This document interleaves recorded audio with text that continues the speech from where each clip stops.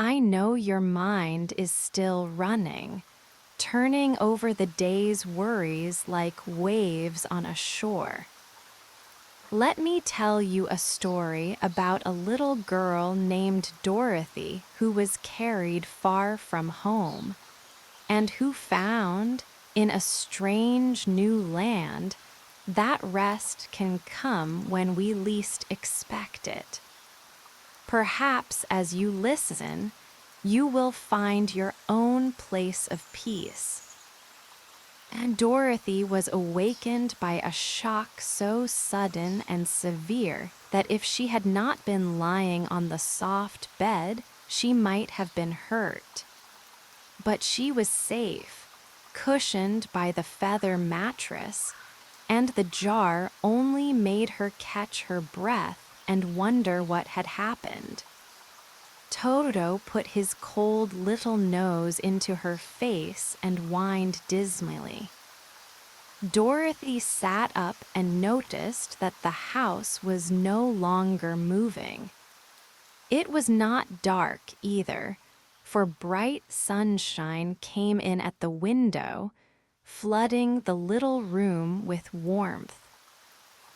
She sprang from her bed, and with Toto at her heels, ran and opened the door. The little girl gave a cry of amazement and looked about her, her eyes growing bigger and bigger at the wonderful sights. The cyclone had set the house down very gently, for a cyclone, in the midst of a country of marvelous beauty. There were lovely patches of greensward all about, with stately trees bearing rich and luscious fruits. Banks of gorgeous flowers bloomed on every hand, and birds with rare and brilliant plumage sang and fluttered in the trees and bushes.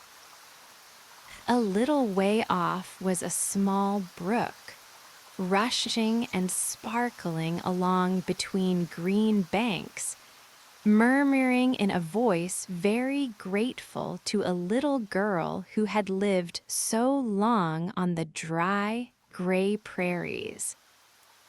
Let that gentle murmur settle into your breath, slow and soft, like the water over stones.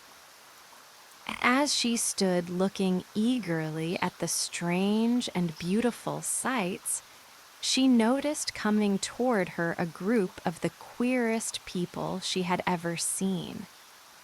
They were not as big as the grown folk she knew, nor were they very small. They seemed about as tall as Dorothy, though they looked many years older. 3 were men and 1 a woman, all oddly dressed. They wore round hats that rose to a small point a foot above their heads, with little bells around the brims that tinkled sweetly as they moved. The men's hats were blue. The little woman's hat was white, and she wore a white gown that hung in pleats from her shoulders, sprinkled with little stars that glistened in the sun like diamonds. The men were dressed in blue with well-polished boots.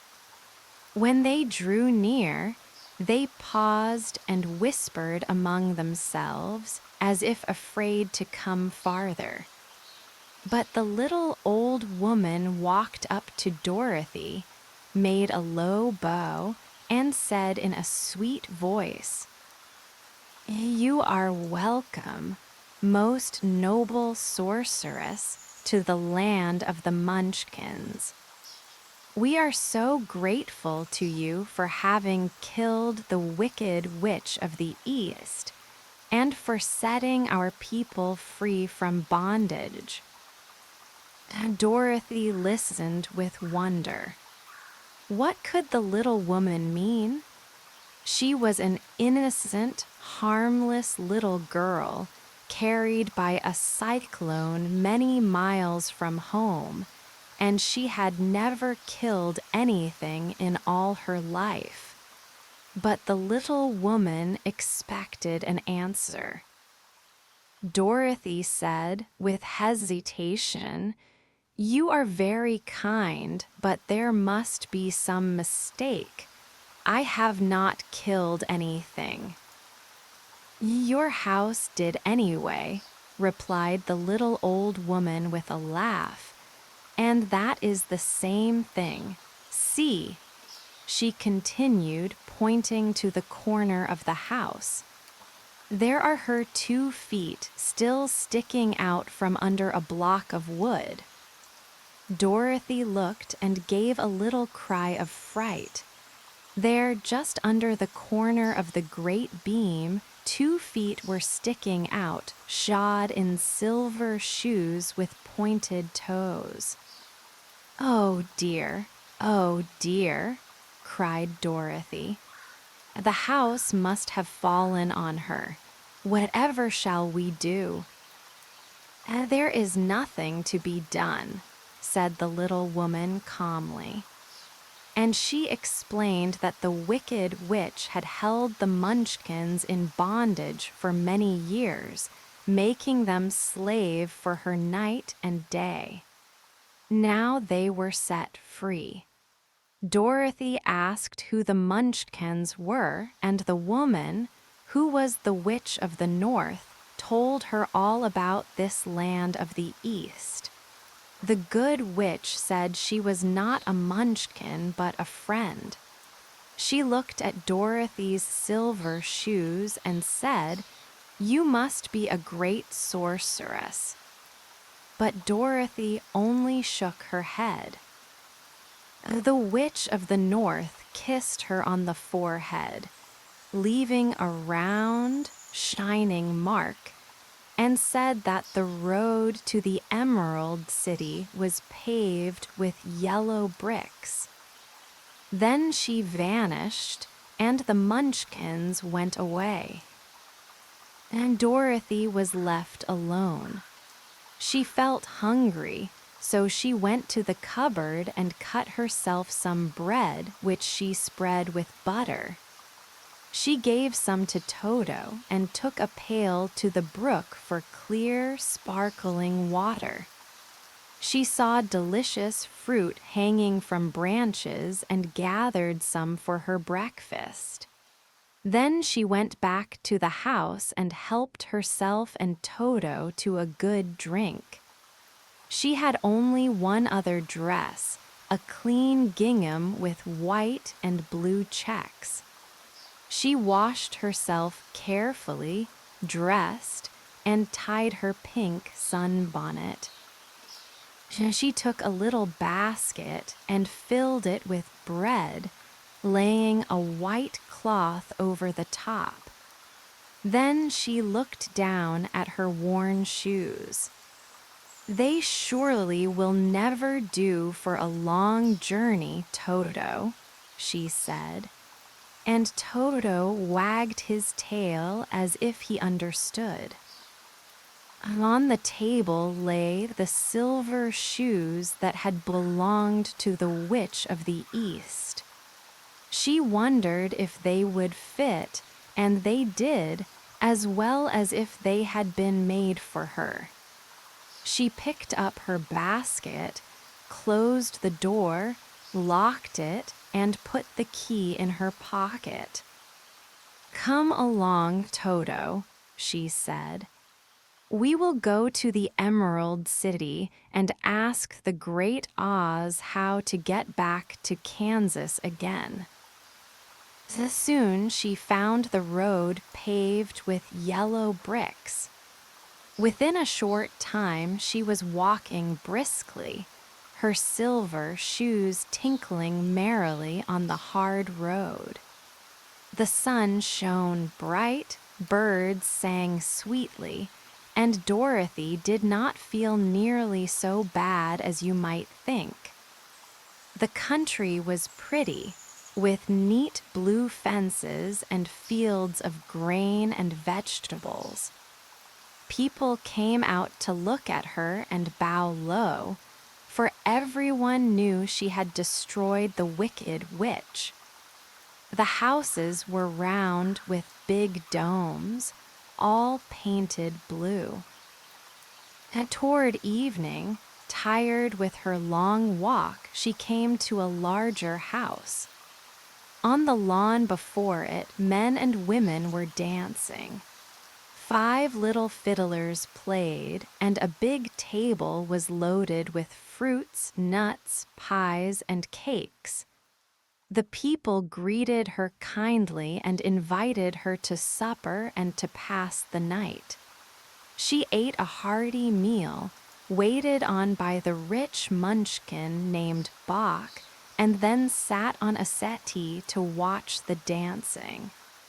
When Bach saw her silver shoes, he said she must be a great sorceress. Dorothy only smiled. After the celebration, she slept soundly in a soft bed. And you too can feel that same softness now. The pillow cradling your head, the blanket warm around you. In the morning, she continued her journey.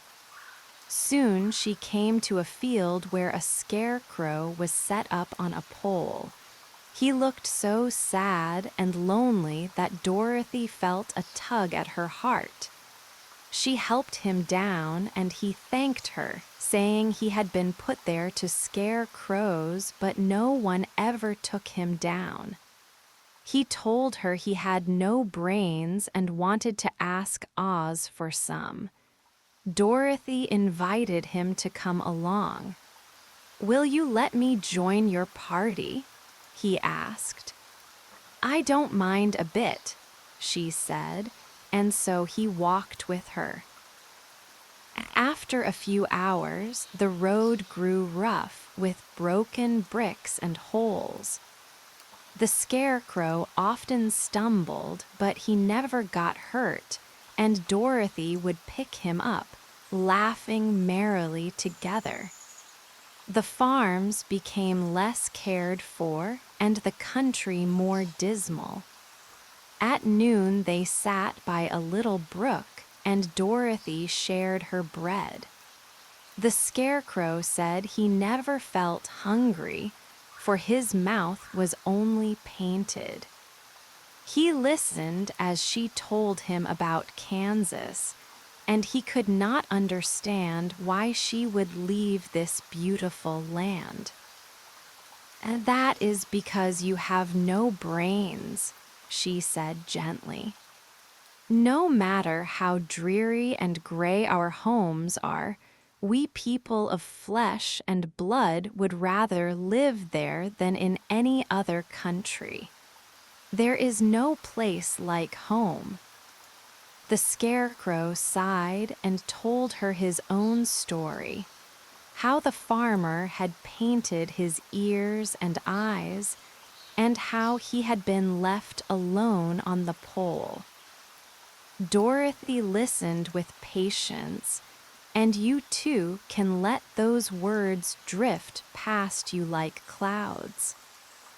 That evening, they came to a small cottage in the forest. It was empty, but they found a bed of dried leaves and a soft corner. Dorothy lay down, and the scarecrow stood in a corner as he did not sleep. She closed her eyes, and the rustling of leaves outside was like a lullaby. Sleep settled over her, deep and dreamless. When she awoke, the sun was shining through the trees. Toto had been chasing birds and squirrels. She sat up and saw the scarecrow still standing patiently. "We must go and search for water," she said. They left the cottage and walked through the trees until they found a little spring. Dorothy drank and bathed and ate the last of her bread.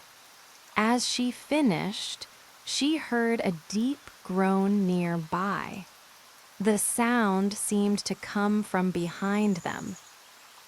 They turned and walked a few steps, and Dorothy discovered something shining in a ray of sunshine.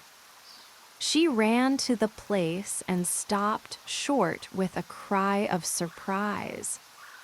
Standing beside a partly chopped tree, with an uplifted axe in his hands, was a man made entirely of tin.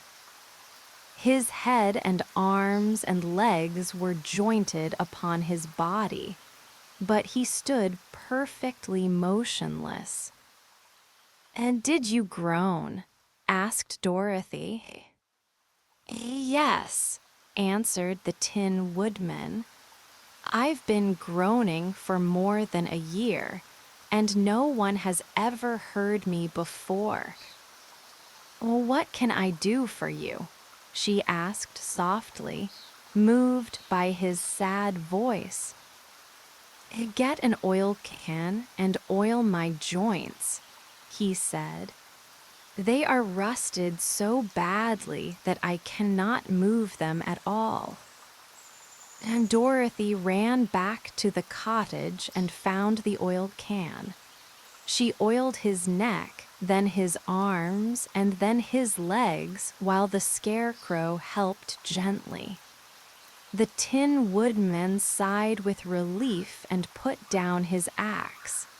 He thanked them again and again. When he learned they were going to the Emerald City, he asked if Oz could give him a heart. "Why, I guess so," said Dorothy. "True," said the Tin Woodman. "If you will allow me to join your party, I will also go and ask Oz to help me." "Come along," said the Scarecrow heartily, and Dorothy added that she would be pleased to have his company. And so the three new friends, Dorothy, the Scarecrow, and the Tin Woodman, set off together down the yellow brick road, each carrying a hope in their heart.